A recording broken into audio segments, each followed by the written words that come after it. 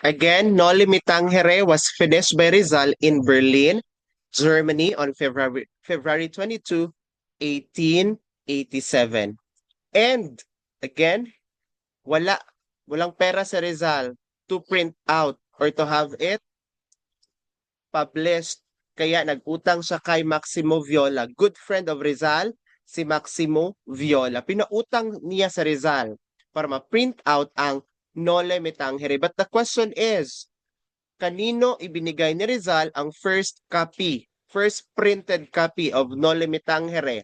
Answer is Ferdinand Blumentritt. Isulat dyan sa inyo, Ferdinand Blumentritt. Again, si Ferdinand Blumentritt, siya ang binigyan ni Rizal ng first copy of the Noli Me Tangere. Pero sino ang nagpautang sa kanya? Si Maximo Viola.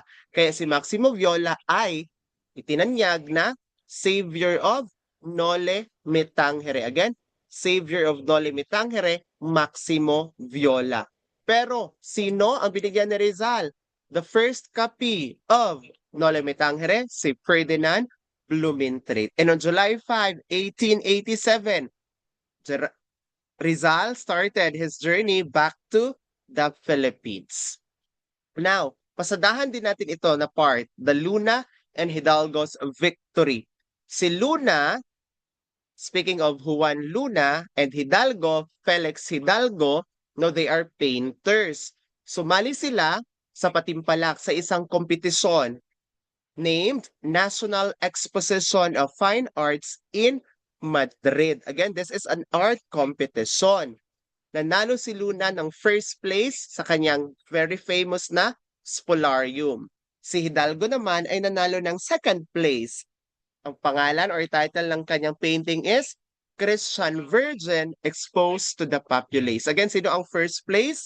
Si Juan Luna, Spolarium. Ang second place, si Felix Hidalgo. Ano yung title ng kanyang painting? Christian Virgin Exposed to the Populace. Now, proceed tayo sa exile, sa trial, and death ni Rizal. Again, the Rizal part 2, kay medyo short lang yun kaayo siya. Proceed tayo na directly sa exile, trial, and death of Rizal. Now, on June 26, 1892, Rizal went back to Manila. Bumalik siya sa Manila, no? And he went to the Malacanang Palace to seek audience with Spanish Governor General Eugenio Dispohol.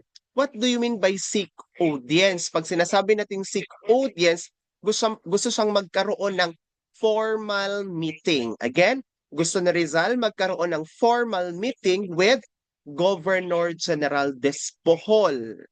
Bakit kaya gusto ni Rizal magkaroon ng formal meeting with Governor General Despohol? Because he wanted to talk with Governor General Despohol with the suggestion of Rizal about the reform na gusto niyang mangyari sa pamamahala ng mga Espanyol. And on July 18, 92, Rizal founded La Liga Filipina. To be specific, July 3, 1892. Itinatag ni Rizal ang La Liga Filipina, July 3, 1892. Na-discuss na natin ito sa ating Readings in the Philippine History, yung motto ng La Liga Filipina, Unos Instar Union, one like all. Bakit? One of the goal or one of the aims of La Liga Filipina is to unite the entire archipelago. Diba gusto ni Rizal united ang mga Pilipino. Kaya one like all. Ano pa yung goals or aims ng La Liga Filipina? For mutual protection and defense, encouragement of education, agriculture, and commerce, and lastly, reform. Yun yung aims ng La Liga Filipina. And by the time na si Rizal nasa exile sa Dapitan, and let me just emphasize this ha, if medyo paspas lang, medyo mabilis ang pacing natin, please turn on your audio, wag mahiya, and approach, no? Tell me, Sir Kimwell, medyo mabilis po, medyo paspas po, pwede po yung pacing, hinaan po konti, no? Kaya basin paspas ra kaayo. Alright, basin mabilis lang masyado. Now, when the time Rizal was in Dapitan for his exile, marami siyang nagawang mabuti doon. First, he was able to build a school for boys. Second, nakagawa din siya ng waterways doon kasi kailangan ng waterways lalong-lalo na sa agriculture, no? Yung daanan ng tubig. Medical center was also built by Rizal because he studied biomedicine. And he was able to discover 3 new species. I-remember itong tatlo.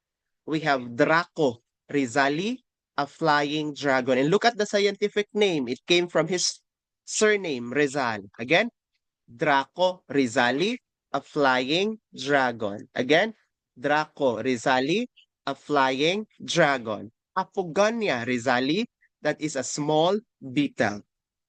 Apogonia rizali, a small beetle. And lastly, Rhacophorus rizali, a rare frog. Again, Rhacophorus rizali, a rare frog. He also was able to invent a modern cigarette lighter that is sulpukan. Again ha, sulpukan, modern cigarette lighter. Now, di ba pagdating ni Rizal, pumunta siya sa Malacanang. Gusto niya makipag-usap kay Governor General Despujol. And si Governor General Despujol din ang pumirma para si Rizal makapunta sa Dapitan for his exile. Again, sino ang pumirma for Rizal's exile? General Despujol. Remember yan na name kasi always yan siya galabas sa let. Pumirma ng exile ni Rizal, General Despujol. Kuha natin, pumirma ng exile ni Rizal, General Despujol. Now, proceed tayo sa trial of Rizal. On November 20, the preliminary investigation began. Sino-sino or ano-anong pangalan ang dapat i-remember? So ano nga mga pangalan ang i-remember? Una, the lawyer of Rizal. Again, unang i-remember, lawyer of Rizal, si Luis Andrade. Again na, ayaw na i-memorize, wag nang i-memorize yung complete name, si Luis Andrade na lang. Again, lawyer of Rizal, Luis Andrade. Ang judge advocate, si Colonel Francisco Olive. Again, judge advocate, Colonel Francisco Olive. And si Governor General Polavieja, siya ang Governor General during the trial of Rizal. And siya din ang pumirma ng execution ni Rizal.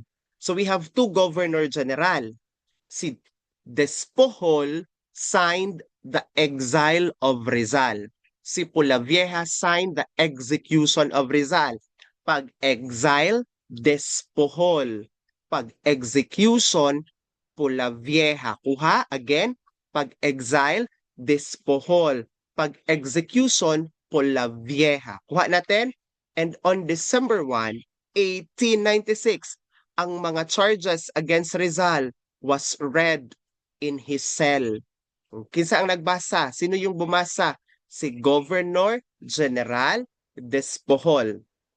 Ano yung nakalagay sa charges? Rizal daw was the principal organizer and the living soul of the Filipino insurgency or rebellion. Pero ang totoo, sino pala ang nag-lead ng rebellion against the Spain? Si Andres Bonifacio. No, nagkaroon lang ng maling akala ang mga Espanyol. Bakit? Yung apelyido ni Rizal ay ginamit na password doon sa third level member ng Katipunan which is Bayani, 'di ba? The third level members of Katipunan are called Bayani.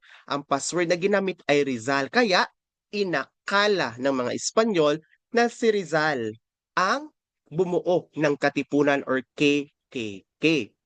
Same sa nangyari sa Gumbursa. Very familiar, right? Yung execution of Gumbursa, maling akala din. Kasi akala ng mga Espanyol, ang Gumbursa ang nanguna sa Cavite Mutiny. Pero ang nanguna sa Cavite Mutiny, si Sergeant Lamadrid. Again, si Sergeant Lamadrid. Now, on December 26, 1896, the trial began and Jose's appeal was dismissed by the Bias Military Court. Umapila si Rizal, nanindigan siya na hindi siya ang nanguna sa rebellion against the Spaniards. Pero it was dismissed. Ang kanyang appeal ay ibinasura. And on December 28, 1896, pinirmahan na ni Governor General Despujol ang sentence or execution ni Rizal. Ano ang i-remember gani? Pag-exile, Polavieja. Pag-execution, Despujol.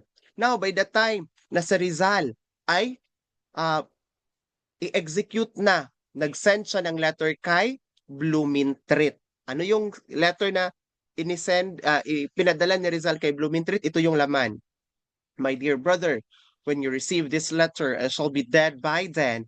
Tomorrow at 7, I shall be shot, but I am innocent of the crime of rebellion. So on and so forth. Again, ang letter na ito ipinadala ni Rizal kay Blumentritt. The thought is, if you could observe si Rizal, ibinigay niya ang unang kopya ng No Limitang Here kay Blumentritt.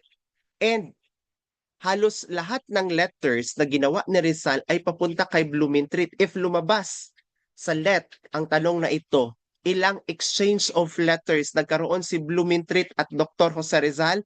More than 200 exchange of letters. Kaya gani, other historian, no, or other history enthusiasts, they would say that there is a secret relationship between Blumentritt and Dr. Jose Rizal. Aside from the letter na binigay ni Rizal kay Blumentritt, ito din, mayroon ding binigyan si Rizal, no, ng mga pabaon before sa pinatay. Wicker chair, it was given to Narcissa. Again, wicker chair to Narcissa. Handkerchief to Angelica, kanyang pamangkin na babae. Belt, watch, and chain kay Mauricio. And ang alcohol burner with mi ultimo adios kay Trinidad. No, na-discuss na ito sa siblings of Rizal. Proceed tayo sa execution and death of Rizal. On December 30, 1896, at approximately 6:30 a.m., it was the beginning of Rizal's journey to death. And sino yung kasama niya? His lawyer, si Luis Andrade.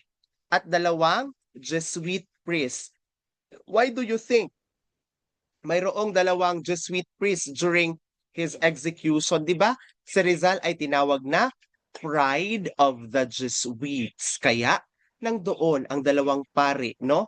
From the Jesuit group of priests, si Father March and Father Villaclara. And before gi-execute si Rizal, gipulsuhan muna siya ni Dr. Felipe Cruz. Again, sino yung doktor na nag-check ng pulso ni Rizal bago siya gi-execute?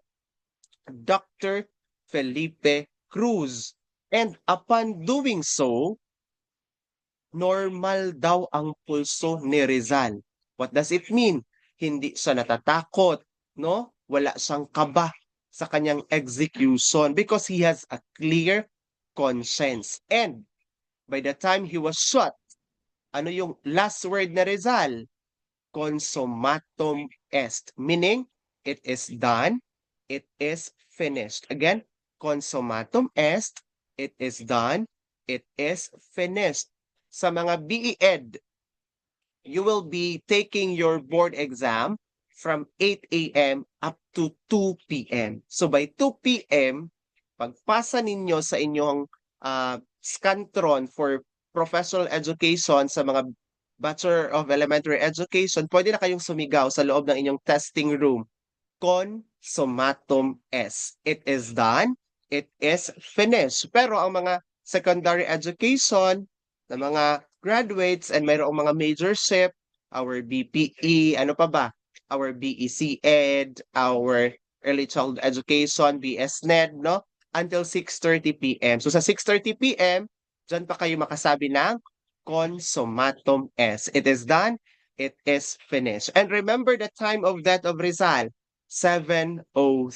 Again, time of death of Rizal, 7:03. And on August 17, 1898, again, August 17, 1898, Rizal's remains were exhumed and brought to the Rizal family house in Binondo. Sabot gikalot, no? Hinukay, idinala sa Binondo, sa kanilang bahay. And on December 30, 1912, a solemn ceremony was held to finally bury the remains of in the base of the monument dedicated in memory of Rizal. Itanong sa Let, saan inilibing si Rizal? Sa Paco Cemetery.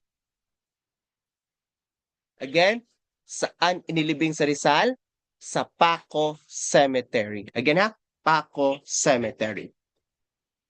Now proceed tayo sa mga babae na dumaan sa buhay ni Rizal.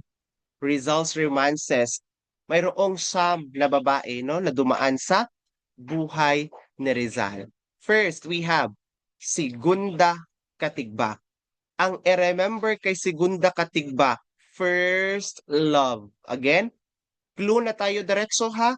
Segunda Katigbak, first love, Miss K.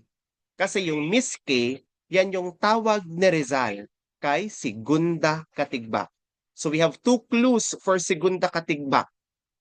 First love, Miss K, Segunda Katigbak. Kuha.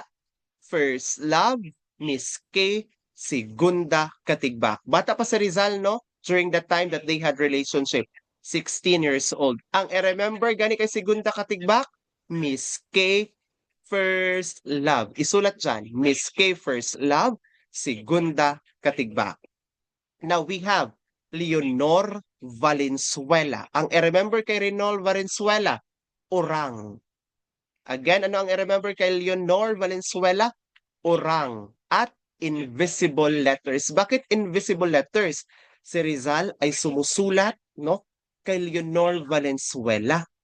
Pero the letter seems to be invisible. Kaya gituruan ni Rizal si Leonor Valenzuela paano mabasa yung nakatagong liham. Kailangan yung papel, no, nasa taas ng yung apoy ng lampara. So by that time, na yung papel nasa taas ng apoy ng lampara, doon makita ni Leonor Valenzuela ang mensahe ni Rizal, no? How sweet of Rizal. Again, invisible letters, Orang, Leonor Valenzuela. Pero pag first love, Miss K, Segunda Katigbak. Pero kung Orang, invisible letters, Leonor Valenzuela. Now proceed tayo kay Leonor Rivera. Si Leonor Rivera, ang i-remember lang, apat. Great love, first engagement, cousin, and taimis. Bakit cousin? Kasi, no, pinsan ni Rizal, si Leonor Rivera. Sa Bisaya pa, ig-agaw. No? Ig-agaw, ig-kugaw. Si Leonor Rivera ay pinsan ni Rizal. And Leonor Rivera, ano gani ang apat na clues? Great love, first engagement, cousin, and taimis. Bakit taimis? Yan yung tawag ni Rizal kay Leonor Rivera. Taimis. Balikan natin. Pag Miss K, first love, Segunda Katigbak. Pag Urang, invisible letters, Leonor Valenzuela. Pag Great Love, first engagement, cousin, taimis, Leonor Rivera. Now proceed tayo sa number 4. Si Consuelo Ortega y Perez. Siya ang tinatawag na Madrid flirt. Bakit siya tinatawag na Madrid flirt? Bakit? Hindi sila nagkaroon ng serious relationship ni Rizal. Diga lang ilaha. Igat-igat lang. And look at her name. Española masyado. So dali lang sa ma-remember kasi Madrid, it is a city in Spain. And yung name ni Consuelo Ortega y Perez, pang Española masyado. Ang i-remember lang kay Consuelo Ortega y Perez, the Madrid flirt. Balikan natin. Miss K, first love. Segunda Katigbak. Urang, invisible letters. Leonor Valenzuela. First engagement. Great love. Cousin, taimis. Leonor Rivera. And we have the Madrid flirt, Consuelo Ortega y Perez. Now we have Ocesan. So si Ocesan, ang i-remember lang, love at first sight. We have three love already. First, the first love, segunda, katigbak, great love, that is Leonor Rivera. Love at first sight, Ocesan. Dalawa lang ang clue for Ocesan. Love at first sight and Seku Osui. Again, love at first sight, Seku Osui, Ose-san. And si Ose-san is a Japanese ha, Haponesa, si Seku Usui or si Ose-san. And because Rizal was so in love with Seku Usui or Ose-san, almost nagsettle sa Rizal sa Japan. Pero ang clue to remember, Seku Usui, love at first sight, Ose-san. Proceed tayo kay Gertrude Beckett sa ang tinatawag na contemporary pastime. Kaya, natanong niya kay Rizal, bakit daw? So, again ha, ginawa siyang contemporary pastime. Kaya gitanong niya si Rizal, Beckett, no? Kasi hindi siya sineryoso ni Rizal. Ginawa lang siyang pastime pang palipas oras ni Rizal. Kaya anong tinanong ni Gertrude kay Rizal? Beckett. Again, Gertrude Beckett, contemporary pastime. Si Gertrude Beckett ay tinawag din ni Rizal na Jetty. Ang tinawag ni Gertrude kay Rizal, Petty. Kaya ang clue nga i-remember kay Gertrude Beckett, contemporary pastime, Jetty, Gertrude Beckett. Pero pag sinasabi nating love at first sight, Seku Usui, that is Ose-san. Pero pag contemporary pastime, Jetty, that is Gertrude Beckett. Bakit pala nagkaroon si Gertrude Beckett and Rizal ng relationship? By the time that Rizal lived in London, nakitira siya kina Gertrude Beckett. Again, Jetty, contemporary pastime, Gertrude Beckett. Proceed tayo kay Suzanne Jacobi. Si Suzanne Jacobi ay tinawag na the Naughty Boy of Brussels. Bakit tinawag siya na the Naughty Boy of Brussels? Kasi boyish si Jacobi. Para dali lang siya ma-remember, pwede natin siyang gawing, imbes Jacobi, pwede natin gawing Jacoboy. Kasi si Suzanne Jacobi ay boyish. In Bisaya, lakin-on, tumboyon.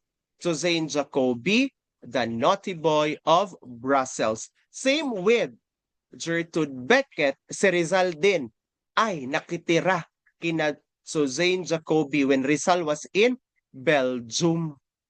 Again, nakitira din si Rizal, no? Grabe si Rizal, lahat ng kanyang tinirhan, no? Ang mga anak ay ginawa niyang girlfriend. So the Naughty Boy of Brussels, Suzanne Jacobi. Balikan natin. Seku Usui, Love at First Sight, Ose-san. Jetty, Contemporary Pastime, Gertrude Beckett. Pero pag Naughty Boy of Brussels, Suzanne Jacobi. Now proceed tayo kay Nelly Bosted. Ang i-remember nga clue kay Nelly Bosted, failed proposal. Ang dali lang i-remember. Bakit? Failed proposal kaya na busted. Again, failed proposal kaya na busted. Nelly Bosted, failed proposal. Kuha, failed proposal na busted. Kaya Nelly Bosted, failed proposal. Remember, Nelly Bosted daw was intellectual, sure of herself, attractive, and serious about her religious belief. Pero, no, na in love siya kay Rizal. Again, Nelly Bosted, failed proposal. So, ayan si Rizal. Eto naman, si Nelly Bosted. Now, ang pinakahuli sa buhay ni Rizal, si Josephine Bracken, the true love and exile. So, apat na love. Again, apat na love. First, we have the first love. Sino ang first love? Si Segunda Katigbak. Next, we have the great love. Sino ang great love? Si Leonor Rivera. Sino naman ang love at first sight? Si Jose San. Ang true love, si Josephine Bracken. Ulitin natin. First love, si Gunda Katigbak. Great love, Leonor Rivera. Love at first sight, Jose San. Lastly, true love, Josephine Bracken. At tinawag din niya si Josephine Bracken na wife and Dulce Estranjera. Ano pala ang ibig sabihin ng Dulce Estranjera? The beautiful stranger. Ilagay dyan, Dulce Estranjera, beautiful stranger. Again ha? Dulce Estranjera, beautiful stranger. Kuha natin. Yan yung mga 9 na babae sa buhay ni Rizal. And now, let us try to recall. I-recall natin. Sige daw, be. I'll call names ha para magsagot. Kindly turn on your audio para magsagot. Una, si Ma'am Janice. Ma'am Janice, I'll give a clue, then give me the answers. Actually, we're almost done. After this one, sa mga novels na tayo ni Rizal, then quiz, then we're done. Bubo lang jud kaayo ni ang Rizal. Ma'am Janice, give me the answer. Seko Usuy, love at first sight. Yung clue, Seko Usuy, love at first sight. Sinong babae yan sa buhay ni Rizal? Please turn on your audio, Ma'am Janice Kaguskos.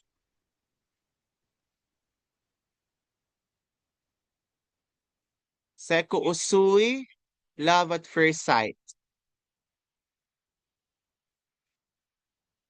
Or who would like to answer? Just turn on your audio.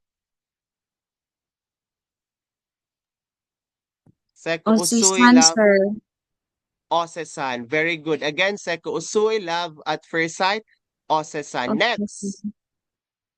contemporary pastime. Tinawag din ni Rizal na jetty.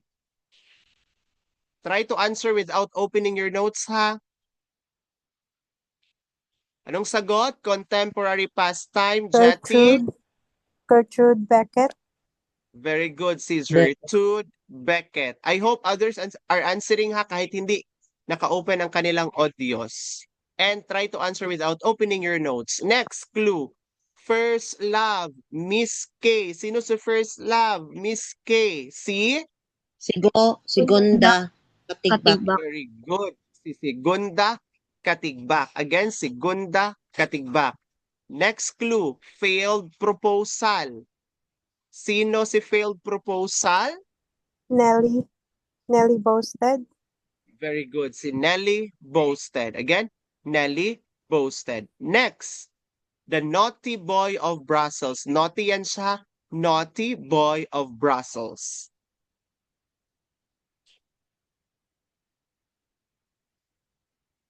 Sino siya? The naughty boy of Brussels? Kahit yung surname lang niya. Suzanne. Si? Suzanne Very good. Jacoby. Suzanne Jacoby. Again, Jacoby. Suzanne Jacoby. Jacoby. Next, the Madrid flirt. Kahit hindi kompletong name, kahit part lang ng kanyang name kasi medyo taas ang name nito. White Pere. Consuelo. Yes, very good. Consuelo.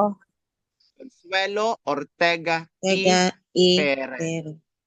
Hindi kailangan na i-memorize talaga yung complete name ha kasi pagdating sa question, among the women that is part of the life of Rizal, who is called the Madrid flirt.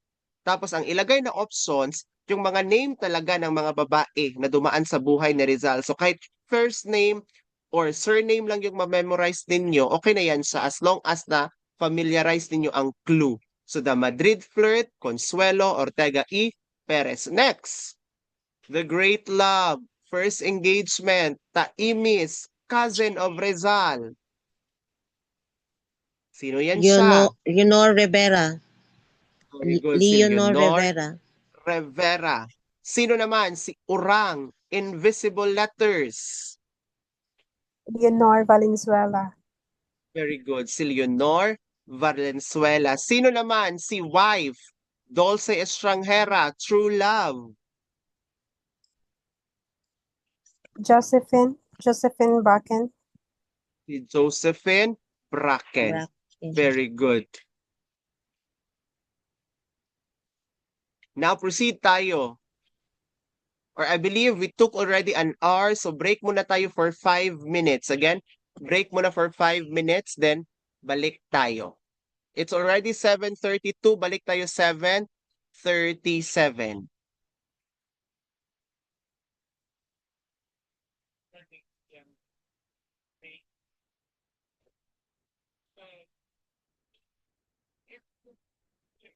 Jesus Christ.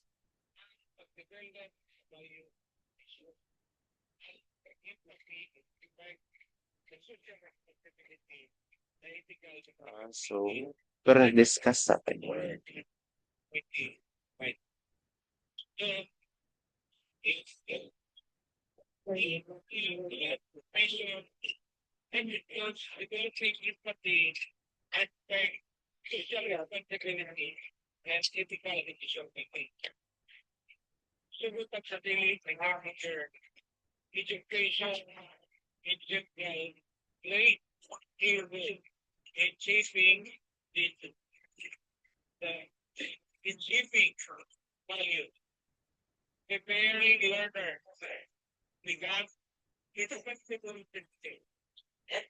Paano kaya natin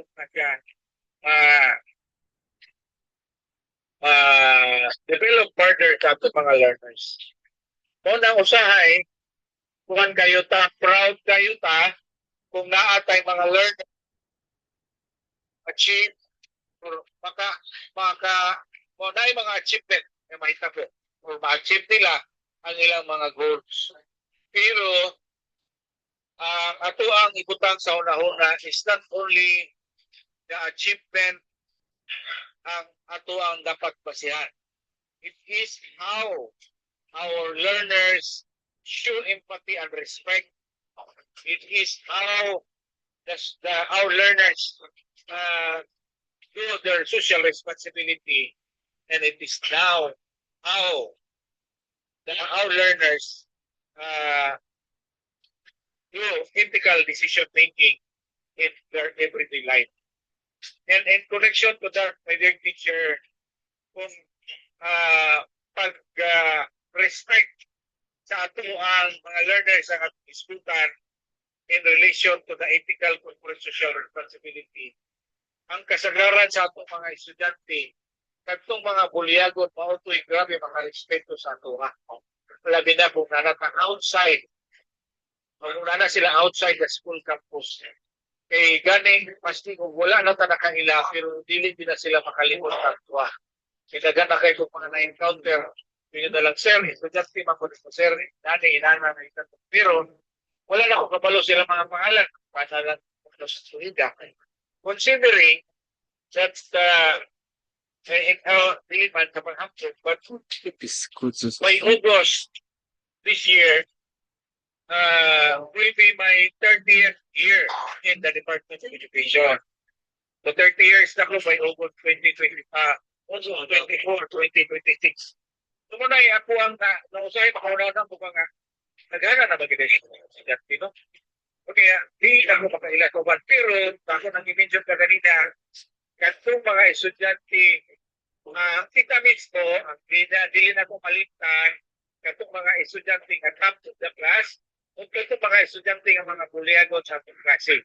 Pero katong mga estudyante ganin nga nara sa middle, maligtan na nato, di na makaila. Sila rin, hindi makalimot sa tuwa.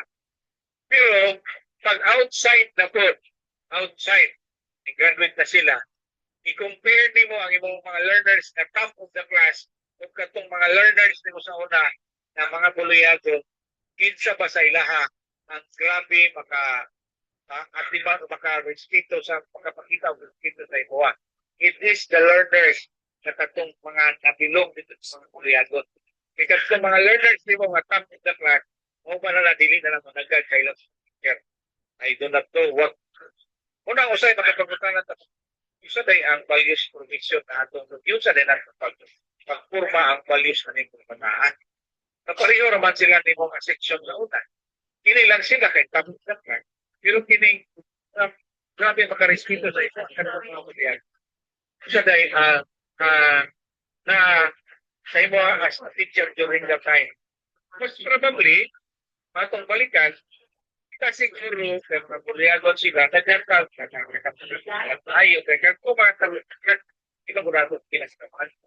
So siguro, nakita nila na by having swing panagdaba sa ila, mas nabi nila ang love na teacher during that time. So kung muna ako personal conviction with regards to that. I don't know your mark over same here, Doc. Okay, so more today. Thank you kayo sa more today ang nakikita natin. So another part of the personal social acceptability, particularly in ethical or in ethics, for valuation. Na manggut tayo mga may slip may mga retired na defense personnel na moral recovery program. Na yung mga group, mga retired defense personnel natin na organize na moral recovery program. So, up to sila sa different schools. We lecture, push-up, and other ways of information in the art issue. Yes, not the art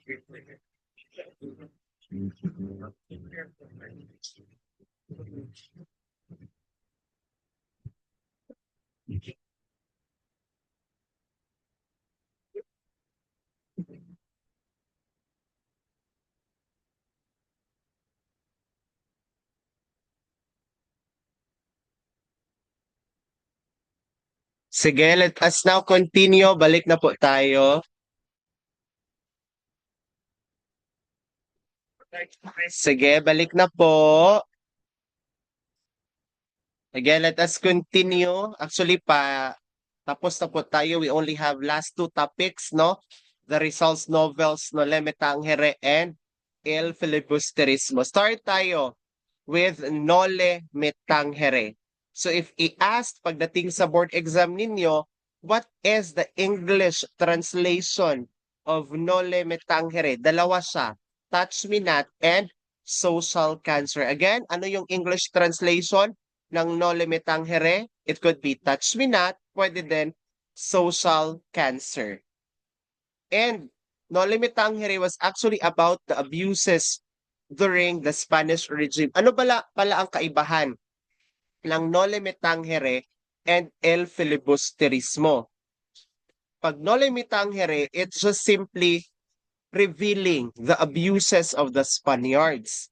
On the other hand, ang El Filibusterismo, revolutionary na siya, na sequel ng Nole Me Tangere. Nang doon na ang pag-aalsa, nang doon na ang pag-fight back, no, ng pag-retaliate ng mga Pilipino against the Spaniards. Saan gani na-inspire si Rizal para ipaglaban ang mga Pilipino? Sa Uncle Tom's Cabin. Kaya din, because of the Uncle Tom's Cabin, nasulat ni Rizal ang Nole Me Tangere. Again ha, saan na-inspire si Rizal to fight for Filipinos? Uncle Tom's Cabin. Saan din inspired ang Nole Me Tangere? Sa Uncle Tom's Cabin pa rin. Pero if ang question, anong libro ang nag-inspire kay Rizal to educate fellow Filipinos? Travels in the Philippines. Kanina na-discuss natin ito, Berlin, Germany was the place kung saan natapos ni Rizal ang Nole Me Tangere. Savior of Nole Me Tangere, Maximo Viola. Pinautang siya ni Maximo Viola para ma-publish, para ma-print out ang Nole Me Tangere. Pero the first copy was given to Ferdinand Blumentritt. At ang Nole Me Tangere ay mayroong deleted chapter. Ang name ng chapter na ito is Elias and Salome. Again, the deleted chapter of Nole Me Tangere, Elias and Salome. So proceed tayo sa El Filibusterismo. Kung ang Nole Me Tangere ay inspired from the Uncle Tom's Cabin, ang El Filibusterismo naman ay dedicated to Gumburza. Di ba Gumburza was executed using garrote? because sa paghinalaan sila na leader ng Cavite Mutiny. Kaya ang Elfile, it's about pag-aalsa, paglaban sa pang-aabuso ng mga Espanyol. No limitangere, simply telling the people, the Filipino people back then, kung ano ang nangyayaring mga pang-aabuso. And Elfile, nandoon na ang mga pag-aalsa at pag-aaklas laban sa mga Espanyol. The same with Nole Me Tangere, ang El Filibusterismo ay mayroon ding savior. Again, the same with Nole Me Tangere, si El File, mayroon din siyang sariling savior, si Valentin Ventura. Siya din ang nagpahilam or nagpautang kay Rizal, no? Para ma-publish or ma-print out ang El Filibusterismo. Savior of Nole, si Maximo Viola. Savior of El File, Valentin Ventura. Saan natapos ang Noli Me Tangere? Sa Berlin, Germany. Pero ang El File sa Ghent, Belgium. Again ha, balikan natin. Si Nole natapos sa Berlin, Germany. Si El File sa Ghent, Belgium. Ano pa ba ang iba pang mga naisulat ni Rizal na nobela or novels? We have Makamisa and Dapitan. Makamisa is unfinished Tagalog novel. Bakit hindi natapos? Kasi pinatay na si Rizal, no? In-execute na si Rizal. Baka itanong sa let, ano ang ginamit na pamamaraan sa pag-execute kay Rizal? The answer is firing squad. Balik tayo kay Makamisa. Makamisa ang memorize lang. Makamisa, it is Tagalog and sarcastic style. Makamisa M, Tagalog T, sarcastic S, M, T, S. Again, M, T, S, Makamisa, Tagalog sarcastic. Again, M, T, S, Makamisa, Tagalog sarcastic. Next, we have Dapitan. Dapitan is Spanish. Tagalog si Makamisa, si Dapitan Spanish. Si Makamisa sarcastic, si Dapitan ay iconic. So MTS, Makamisa, Tagalog sarcastic. And we also have DIS, Dapitan ironic Spanish. Kuha natin, Dapitan ironic Spanish. Makamisa, Tagalog sarcastic. Now proceed tayo sa mga important characters sa Noli Me Tangere. Ang ibigay ko diretso sa inyo, clues lang. Ito lang ang i-remember ha. Ayaw na i-memorize, wag na i-memorize ang entire description ng mga character na ito. Remember the clues. I believe some of these characters, no, or names, wala sa inyong factbook. I-send ko lang sa GC. I was already added sa inyong GC para may mas scan kayo. First, we have Crisostomo Ibarra. Ang i-remember lang sa kanya, representation of Rizal. Crisostomo Ibarra, representation of Rizal. He was idealistic. And ano yung gusto niya? Reform. The same with Rizal. Elias, siya ang mysterious and revolutionary character sa Noli Me Tangere. Ang i-remember kay Elias, mysterious and revolutionary. Again, Elias, mysterious and revolutionary. Third, Maria Clara, ang i-remember sa kanya, ideal Filipina or a representation of the ideal or traditional Filipina, si Maria Clara. We have Padre Damaso. Si Padre Damaso, ang i-remember sa kanya, abusive Spanish friar. Bakit siya abusive, no? Isa sa mga reason kasi pinilit niya ang mama ni Maria Clara na makipagtalik sa kanya, si Doña Pia Alba. Si Padre Damaso ang tunay na father ni Maria Clara. Abusive Spanish priests. Linares. Si Linares, ang i-remember lang, suitor ni Maria Clara. Again ha, manliligaw ni Maria Clara, si Linares. Pero ang gusto talaga ni Maria Clara, si Crisostomo Ibarra. For a while muna ha,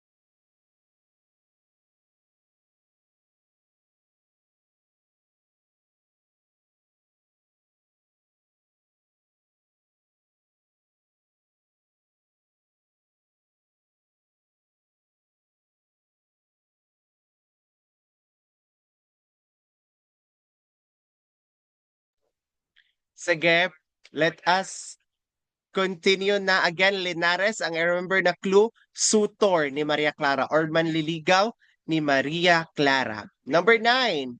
Number 6, we have Sisa. Sisa, siya ang nag-symbolize ta suffering Filipino. Again, Sisa, siya ang nag-symbolize or representation of suffering Filipino. Kasi grabe yung pang-aabuso na na-experience ni Sisa during the Spanish regime. Doon sa No Limitang Here na novel. Sisa, Filipino or suffering Filipino. She is a representation of suffering Filipino. We have Basilio. Basilio is the elder son of Sisa. Responsible and determined, no? At gustong-gusto niya talaga mag-aral. Si Basilio ay nakasurvive sa pang-aabuso ng mga Espanyol. So, ang I-remember kay Basilio, responsible and determined. Pero, sa mga anak ni Sisa, si Crispin, ang hindi nakasurvive. He was falsely accused of theft and abuse by friars, and he is a representation of innocent victims of injustice. Si Sisa, siya ang representation ng suffering Filipino. Pero ang nag-represent sa innocent victim of injustice, Crispin. Again, Sisa, suffering Filipino. Si Crispin, victims of injustice. Kuha natin. Number 9. Doña Victorina, ang i-remember kay Doña Victorina, pretensus. Again, pretensus kasi gusto niyang magmukhang Peninsulares. Gusto niya maging Spanish tingnan. Doña Victorina, pretensus siya. Again ha, Doña Victorina, pretensus. Number 10, Kapitan Tiago. Siya ang kinilalang ama ni Maria Clara. Again, sino yung kinikilalang ama ni Maria Clara? Si Kapitan Tiago. We have Padre Salve. Si Padre Salve ay isang pari na mayroong secret admiration kay Maria Clara.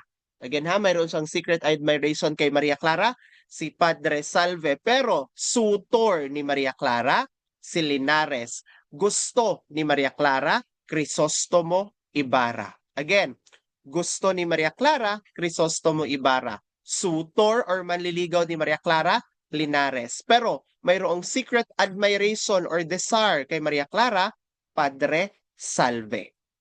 And we have Doña Pia Alva. Ang i-remember lang sa kanya, mother ni Maria Clara, and who died by the time he was giving birth to Maria Clara. Doña Pia Alva, nanay ni Maria Clara, namatay sa panganganak kay Maria Clara.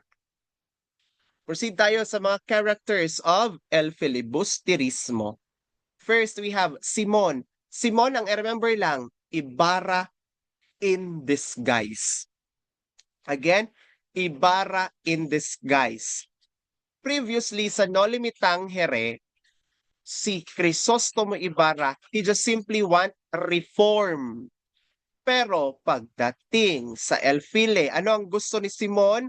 He seeks revenge, societal change through revolution and violence. Again ha, si Crisostomo Ibarra, doon sa Nole, gusto lang ng reform. Pero si Simon, which is Ibarra in disguise, during sa sequel na El File, gusto na niya ng revolution. Si Simon, gusto ng revolution. Si Crisostomo Ibarra, gusto ng reform. Pero isang tao lang yan sila. Number 2, Basilio. Diba si Basilio, he survived the abuses of the Spaniards doon sa No Limitang Here. Si Crispin, hindi nakasurvive. Basilio became an educated young man doon sa El Filibusterismo who studied medicine, and he represents hope through education, but it is torn between reform and revolution. Nagduha-duha, no, si Basilio, what he should support, reform or revolution, because Basilio was educated already, and most probably, pag educated Filipinos during the Spanish colonization, gusto nila ng reform. Yung revolution, yung mga Pilipino na hindi masyado bigyan ng pagkakataon na mag-aral. So si Basilio, he was able to experience kasi personally the abuse, di ba, doon sa No Limitang Here. Na-abuse siya kaya gusto niya ng revolution pero naging educated siya. So he's torn between reform and revolution. Now we have Isagani. Isagani is a friend of Basilio. Ang gusto ni Isagani dito sa El File ay reform. So ano ang i-remember? Si Simon, revolution. Si Isagani, gusto niya ng reform. Pero sino yung nag-torn between reform and revolution? Si Basilio. Hindi siya makapili kung reform ba o revolution. Pero kung revolution sa El File, Simon. Kung reform sa El File, Isagani. Hindi makapili between revolution and reform, si Basilio. Now, proceed tayo kay Tandang Selo. Ang i-remember lang kay Tandang Selo, father of Cabesang Tales. Again, Tandang Selo, father of Cabesang Tales. And we have Cabesang Tales. Ang i-remember lang kay Cabesang Tales, former Cabeza de Barangay of San Diego. Again, former Cabeza de Barangay of San Diego. May isa pang clue, i-remember kay Cabesang Tales, matang lawin. O hindi pala si Kuya Kim ang unang matang lawin, si Cabesang Tales. Cabesang Tales, former Cabeza de Barangay of San Diego and matang lawin. Next, we have Paulita Gomez. Ang i-remember sa kanya, girlfriend of Isagani. Again, Paulita Gomez, girlfriend of Isagani. Mayroon pang isang girlfriend, si Julie. Si Julie naman, girlfriend ni Basilio. Again, si Paulita Gomez, girlfriend of Isagani. Si Julie, girlfriend of Basilio. Then we have Padre Camora. Ang i-remember lang kay Padre Camora, he epitomized the negative qualities and actions of certain members of the Catholic Church. Ibig sabihin, si Padre Camora ay hindi good example of a priest. Again, si Padre Camora, hindi siya good example of a priest. Kuha natin. Si Padre Sibilia naman ay mabuting pari. Again, si Padre Sibilia, mabuting pari. Sino ang hindi mabuti? Si Padre Camora. Pero si Padre Sibilia, good priest yan siya. Then we have Quiroga. Si Quiroga, ang remember, Chinese businessman. Again, Quiroga, Chinese businessman. And lastly, we have Ben Saib. Ben Saib, siya ang representation of bias media. Again, sino si Ben Saib? Representation of biased media.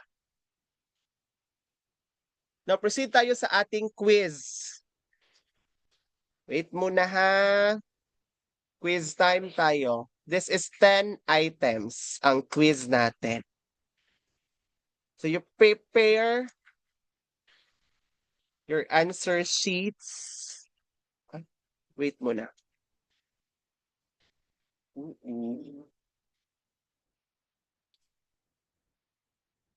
Prepare for a 10-item quiz.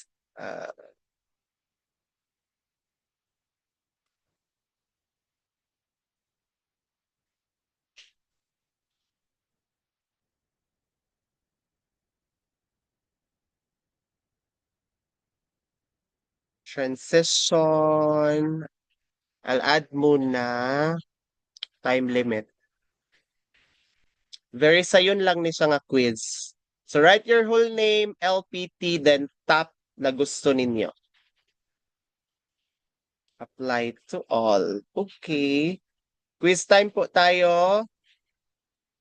Again, 40 seconds per item.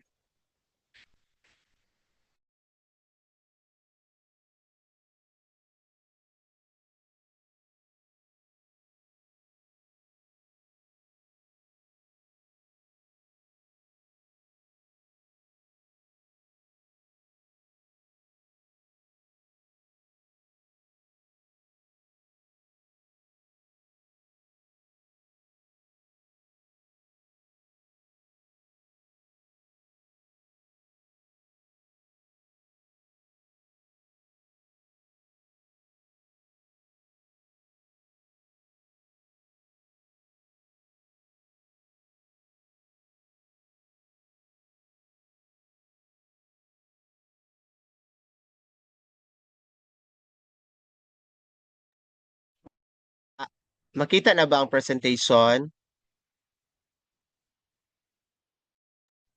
Yes po.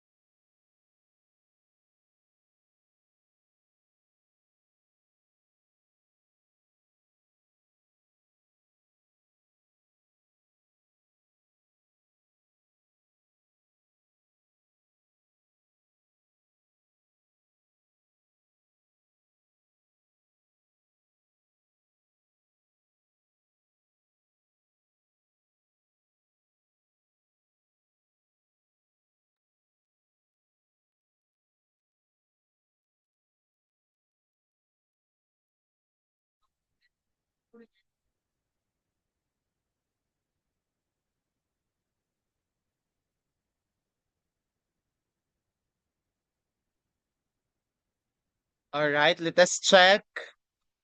So you may check your own paper, ha? Sige, for a while.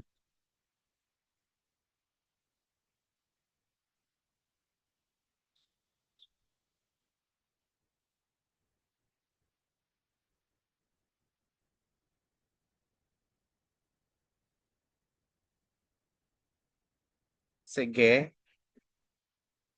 So I am expecting na may maka-perfect ka kasi very easy lang ang ating quiz tonight, no? So, if basehan natin yung Bloom's taxonomy, it will be discussed, no, later sa inyong professional education. Remembering lang ito, all of the questions, no, remembering level lang ito sa Bloom's taxonomy. Ibig sabihin nasa lots ito, lower order thinking skills. Sige, try tayo with number 1. Number 1, which among Rizal's writings was awarded first place in a literary competition only to have the session later reversed? Ibig sabihin nanalo sa isang competition but it was reversed. Anong composition ito ni Rizal? Anong writing ito ni Rizal? It is not letter A, ha, mi primera inspirasyon. Ang i-remember sa mi primera inspirasyon, it was dedicated to her mother. Pero pag specific gani, it was dedicated to her mother. Sinulat ni Rizal, dedicated to her mother at the age of 9 si Rizal, mother's birthday. Again, pag dedicated sa mother ni Rizal, isinulat niya at the age of 9, mother's birthday. Pero if general ang question, what writing of Rizal dedicated to her mother? Mi primera inspirasyon. Ala Juventud Filipina, isinulat ito ni Rizal during the time he was a student at Ateneo. At nanalo din sa isang kompetisyon ang Ala Juventud Filipina. Ang Filipinas Dentor de 100 Años, it predicts the future of the Philippines. Ang writing na nanalo si Rizal pero na-reversed, Council of God ang title. Bakit ga-reverse? Baka itanong pagdating sa board exam, bakit ga-reverse? Because Rizal is a Filipino. Yan lang yung reason bakit ga-reverse. Kasi Filipino sa Rizal. Number 2, Rizal's poem emphasizing that education is very important. It is indispensable to the development of national character. Duha lang ang pwede pilian sa letter A and sa letter B.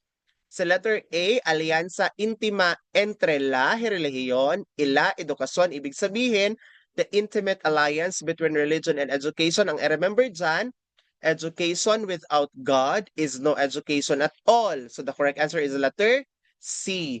Por la educación recibe lustre la patria. Importante po ang edukasyon for national character, for the development of the country. Number 3, which statement best distinguish Ala Juventud Filipina from Rizal's other youthful writings? Ano ang tamang description ng Ala Juventud Filipina? Ito ba ang dedicated sa kanyang mama? Pag dedicated sa iyang mama or sa kanyang ina, it could be mi primera inspirasyon. Pero if na ay age of 9, that is mother's birthday. First sad poem, that is Ala Virgen Maria. Pag it was written in Tagalog, ano yung remember natin gani sa Tagalog na unfinished novel ni Rizal? Makamisa. So the correct answer is letter C. It won a special prize while he is studying at Ateneo, Ala Juventud Filipina. Number 4, Rizal adopted the Masonic name Dimasalang when he was part of the Masonry. Anong ibig sabihin ng Dimasalang? That is untouchable. Pero paglalong laan, always ready. Number 5, which combination correctly matches Rizal's medical mentors in Europe? Saan dyan ang tama? Si Dr. Wecker ba sa Germany? Di ba si Dr. Wecker sa Paris siya? Si Dr. Becker, saan siya? Again, si Dr. Becker, saan siya sa? No. Si Dr. Wecker, siya sa, siya sa Paris. Si Dr. Becker, siya sa Germany. So, saan dyan? Paris and Germany. Wala, di ba? Saan palang country part si Paris? Sa France. Kaya ang answer is letter B. Becker, Germany. Si Wecker, France. Kasi Paris is part of France. Letter B is the correct answer. Number 6, Rizal's desire to study under Dr. Otto Becker. Ano gani ang remember pag Becker? Germany. Pag Dr. Becker, Germany. So saan dyan ang naay Germany? Or German? Letter B. To master the German method of diagnosis. Number 7, saan ibinigay ni Rizal ang first copy of Noli Me Tangere kay Ferdinand Blumentritt? Pero kanino sa umutang para ma-print out or ma-publish ang Nole? Kay Maximo, kay Maximo Viola. Pero ang El File kay Valentin Ventura. Proceed tayo kay number 8. Sino daw si Taimis? Si Taimis, si Great Love, si Cousin, si First Engagement, isa lang yan siya, si Leonor Rivera. Si Josephine Bracken, siya ang True Love. Wife, Dulce Estranghera. Si Segunda Katigbak, Miss K, First Love. Si Consuelo Perez, siya ang Madrid Flirt. Number 9, Invisible Letters. Another clue, Urang. Invisible Letters, Urang si Leonor Valenzuela. Si Nelly Busted, na Busted, Failed Proposal. Osesan, Seko Usuy, Love at First Sight. Gertrude Beckett, siya si Jetty, Contemporary Pastime. Number 10, which factor was that among Rizal's reasons for ending his courtship with Consuelo Perez? Ito siya, hindi ito na-discuss. Bigyan ko kayo ng tip pagdating sa board exam. If ever wala kayong idea sa question, ang piliin yung na ibang option. Again, pag wala kayong idea sa itanong or one of the questions, by the time that you are taking your board exam, yung piliin sa option yung naiba. Look at number 1, his engagement, that is about relationship. His awareness of Eduardo de Liste's affection for Consuelo, that is about relationship. Loyalty to his friend, about relationship. Ang naiba, si letter C, religious difference. Again, that's a technique ha. Pagdating sa board exam, if you don't have any idea about what is being asked, what is the question all about, ang piliin na answer, yung naiba. 3 negative, isa positive, ang positive ang piliin. 3 positive, isa negative statement, ang negative statement ang piliin. Ang 3 in Tagalog, ang isa in English, yung English ang piliin. 3 English, isa Tagalog, ang Tagalog ang piliin. Now count the correct answers and send your score sa ating message box.